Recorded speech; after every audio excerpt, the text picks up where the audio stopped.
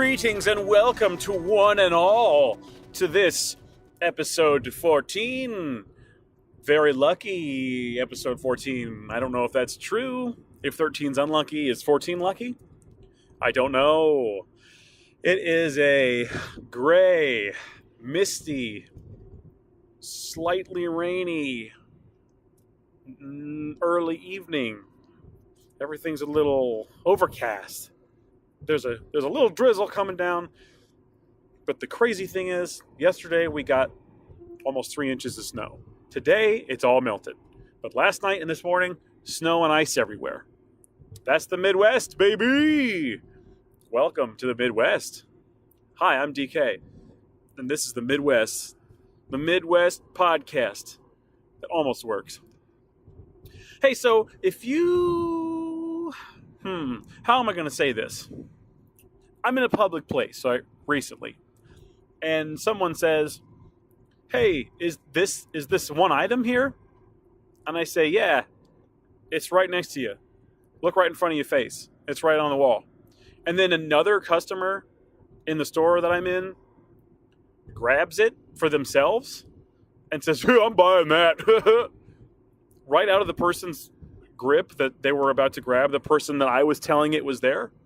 How would you react to that? It happened to me recently. And I was not happy with it. Didn't know what to say to the dude. I made a sarcastic comment. It didn't land. When you're too stupid, things like that just don't, happen for you. I should be nice.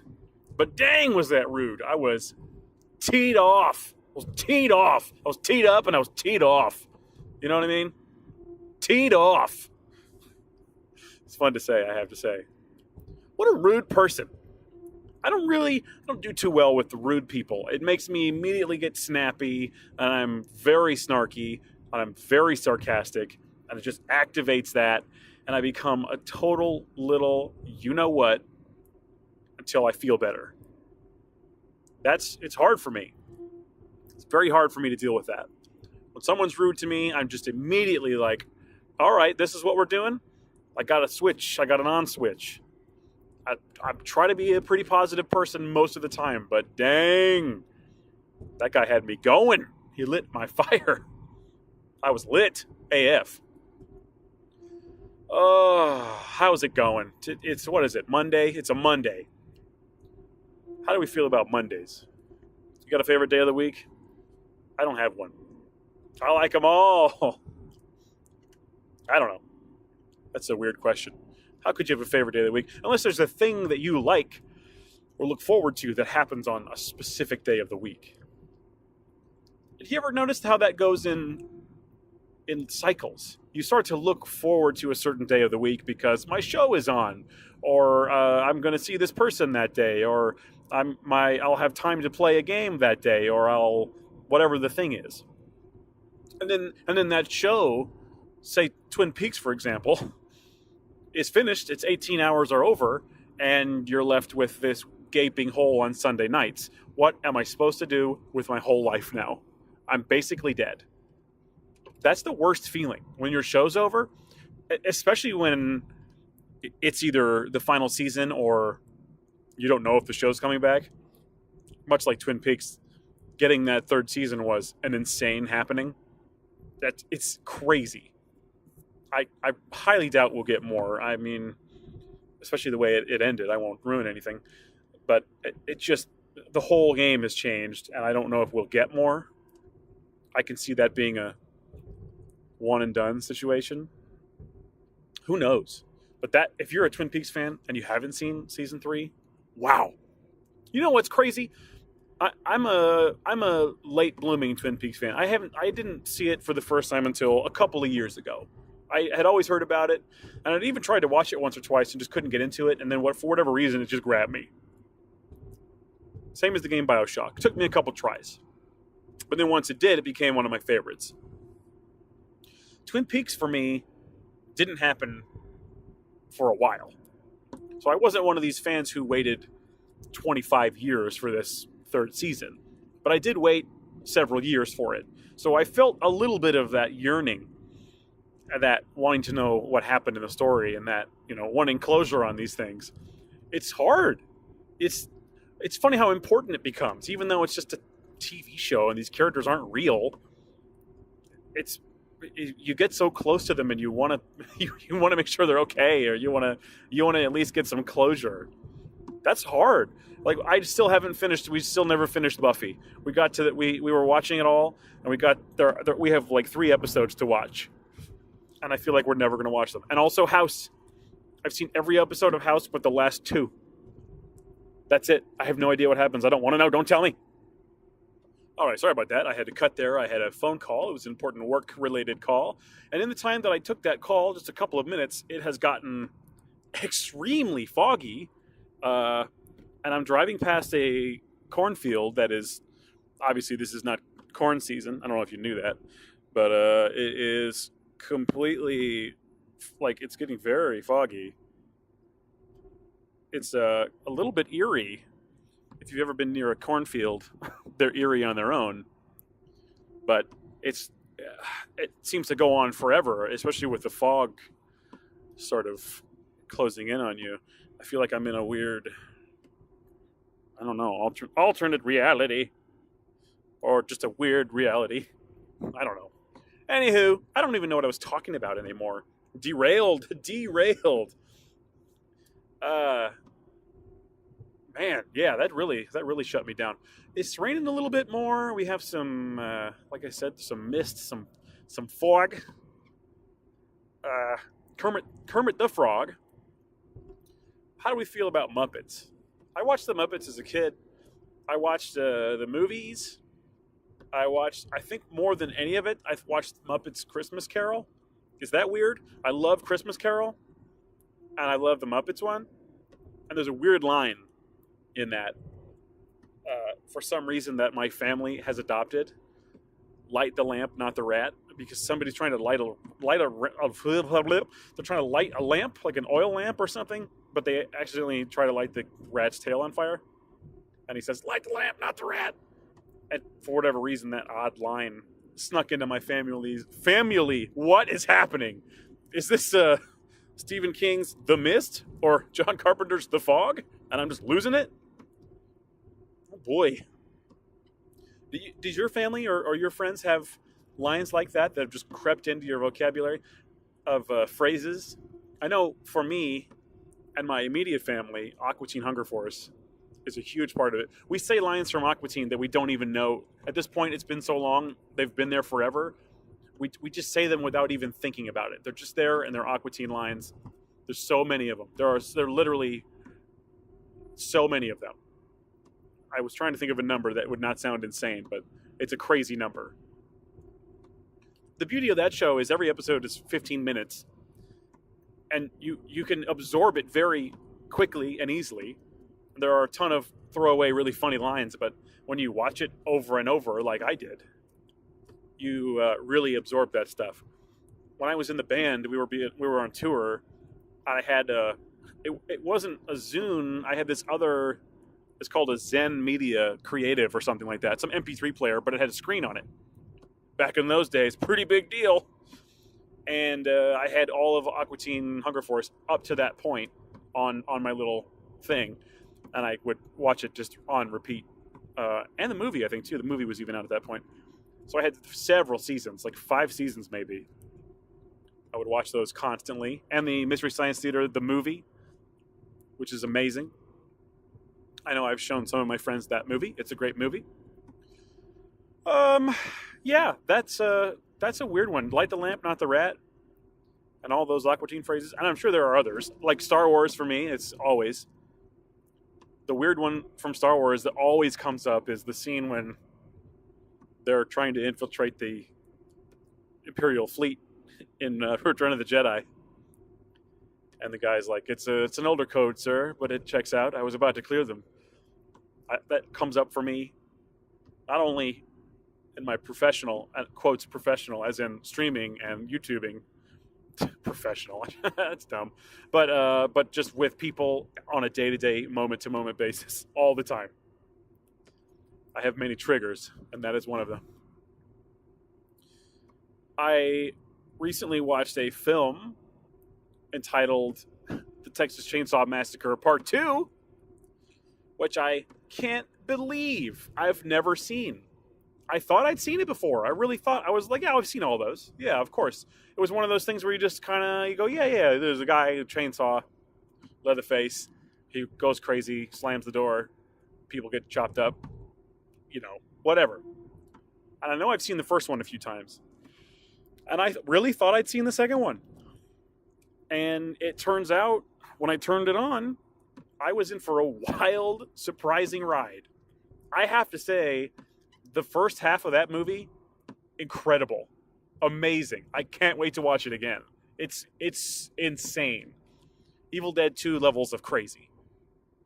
I mean, the whole movie's crazy, but the second half reverts to the same thing they did in Texas Chainsaw 1, which is basically to have a woman running and screaming for like half an hour straight. It's pretty ridiculous and not that enjoyable for me. It's fine. I just the first bit of the movie where they're trying to figure out what's been going on and who's doing these massacres, and there's this amazing sequence where these crazy guys are driving down the highway and they're calling into this radio station, and it's the 80s, of course. They're calling into this radio station on their fancy car phone, and they're listening to Oingo Boingo, which I love. First of all, there's the song that's playing that I'm a huge fan of. Like, as of recently, had been listening to that album on vinyl even. I bought that album. I love it so much. So I'm a big fan of Oingo Boingo, and that song is playing. It's Nobody Lives Forever. And they're calling into this radio station and being crass and rude and weird, and the lady's like, hang up! But then they get murdered. But the way they get murdered, and they're on the phone the whole time, the way they get murdered is awesome. I don't mean to sound weird, but sometimes I like to watch these horror movies because the kills are so funny and ridiculous. And there's this truck that they pass. This is a spoiler, but if you haven't seen it by now, shame on you, shame on me, all over my face. There's this truck they pass, and it pulls up next to him, and a guy pops out and is standing on top of it. And he looks, at first, it looks like this crazy, almost like a scarecrow, decayed looking, it looks like a corpse. But he's like dancing and moving and waving a chainsaw around during a high-speed maneuver with these cars next to each other on a bridge. And he's dancing around and going nuts. And the guy in the passenger seat of the car pulls out a gun and shoots him in the head. And his head kind of goes to the side. And then you see there's another head behind him because it's Leatherface wearing another dead body like a puppet and flailing a chainsaw and screaming and just going nuts. It's hilarious. It's so funny. And that song is playing, and he's torturing these guys, and they're screaming. If they would just hit the brakes, they could easily get away, just go in reverse. But they just keep driving forward because they're dumb.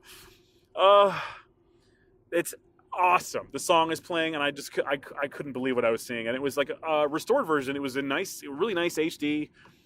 It was great. It's on Amazon streaming right now on Prime.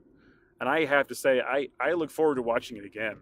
But I'll probably only watch the first half because the second half, it's fine. It has Dennis Hopper, who's really good for the first half of the movie. And then the second half, he kind of goes, like, you can see a point in the movie when he stops caring. His character turns into nothing. His character just shuts off. Basically, his character has a very promising beginning, and then nothing really happens. But then there's one moment in the movie, and again, I don't know how I didn't know this, but there's one moment in the movie when Leatherface and his buddy, Chop Top is his name, I think, are freaking out and trying to kill this woman and the DJ, the radio DJ, and her buddy, who are like her producer. And Leatherface is freaking out and trying to get at her into this door. It's honestly, it's really funny. And you hear the guy go, "Dog will hunt," and I almost did a spit take because that's from a Primus song that I love. Jerry was a race car driver. I knew it was a sample. But I guess maybe I didn't know it was a sample. Does that make sense? It just sounds like Les Claypool going, "Dog will hunt." I always just thought it was Les Claypool doing that. And it's not. It's from this crazy movie. The scene is amazing.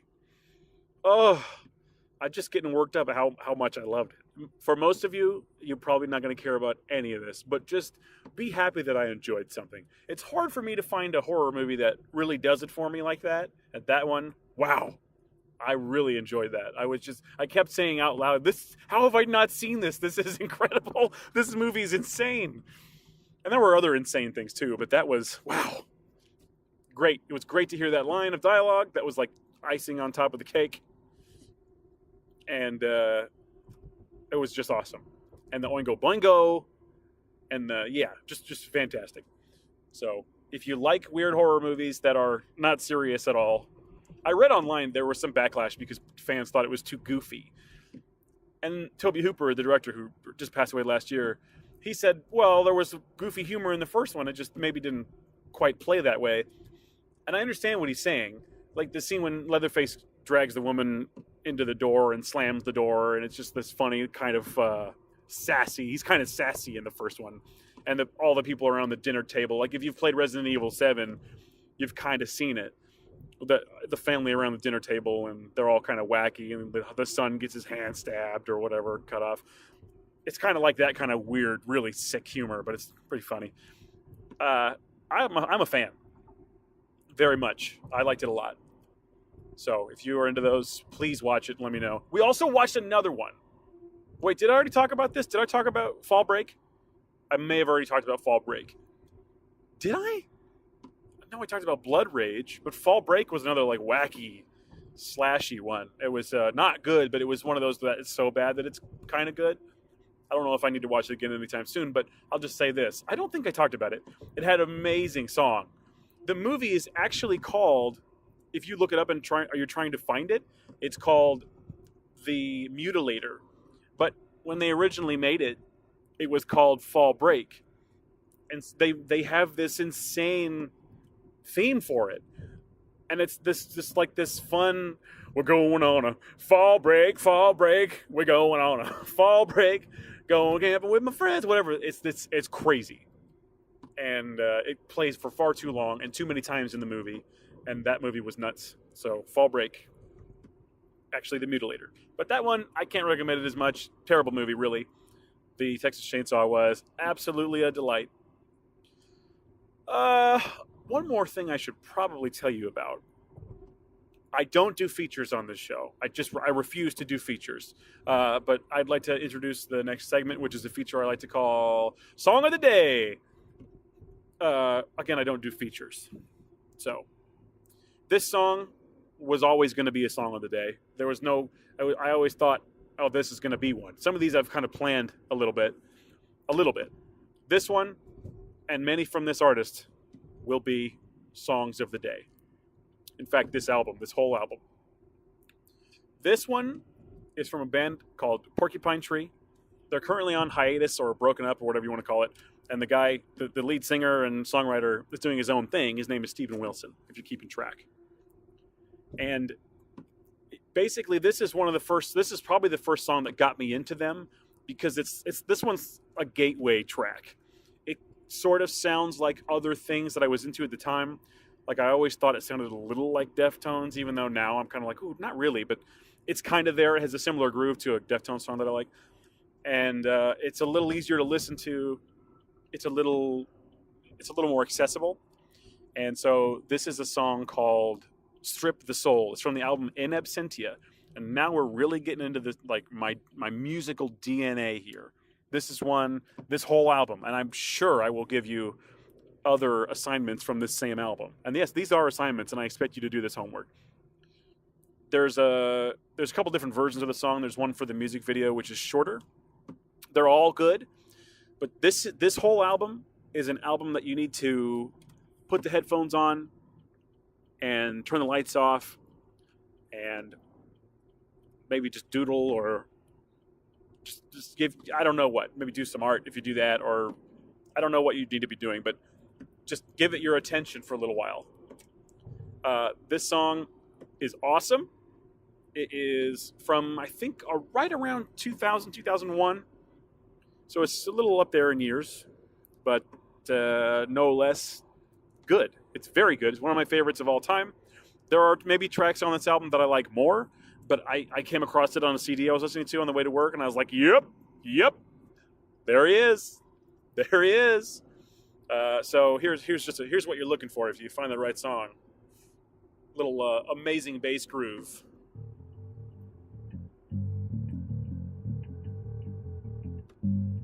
Yes! Listen to that groove. Oh-ho! Come on!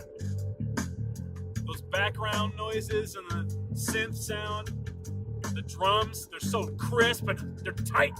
Woo! Yeah. It's about a serial killer, I have to tell you. No one should be surprised. It's very creepy-ish, but not too creepy. It's not too graphic. It's great. Listen to it. I would love to know what you think. And other tracks on that album are also great. If you're looking for something new to listen to, that whole album, do it. It's so good. It's very good. All right, I'll leave you with that. And thanks for listening as always. If there's anything you want me to talk about, if there's any subjects you'd like to hear me just yaddle on about, yaddle. That's Yoda's little buddy Yaddle. That's a real Star Wars canon thing. Look up Yaddle and you'll be very disappointed. If there's anything you want me to yaddle about, you let me know in the comments, tweet me, whatever you got to do, and I'll do my best to talk about it. If you want me to hear a song, you could recommend me a song, and I'll review it. If you want to tell me a movie to watch or whatever, anything. If you want me to talk about a subject, nothing's off limits. Let me know. All right? Please. I beg you, may the Force be with you. I guess it's not up to you. It's up to the Force, isn't it? Anyway, may the Force be with you. And, yeah, I'll see you next time. Bye!